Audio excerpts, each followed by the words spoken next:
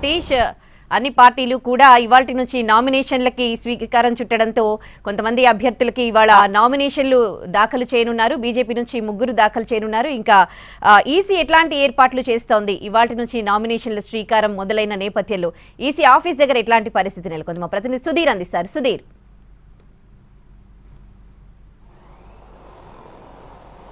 దేశవ్యాప్తంగా 4వ విడత పార్లమెంటు ఎన్నికల ప్రక్రియ ప్రారంభమైందని చెప్పవచ్చు. ఉదయం 6:30 గంటలకే నోటిఫికేషన్ కూడా రిలీజ్ చేసింది ఎన్నికల కమిషన్. ఈ నేపథ్యంలో తెలంగాణ రాష్ట్రంలోని 17 పార్లమెంటు స్థానాలు ఏవైతే ఉన్నాయో 17 పార్లమెంటు స్థానాలకు కూడా నోటిఫికేషన్ విడుదల చేసింది. ఈ రోజు ఉదయం 11 గంటల నుంచి 25వ తేదీ సాయంత్రం 3 గంటల వరకు నామినేషన్ల ప్రక్రియ అయితే కొనసాగుతూనే ఉంటుంది. ఆ తర్వాత 26వ తేదీ నామినేషన్ల పరిశీలన ఉంటుంది. 29వ తేదీ నామినేషన్ల ఉపసంహరణకు సమయం కేటాయించడం జరిగింది.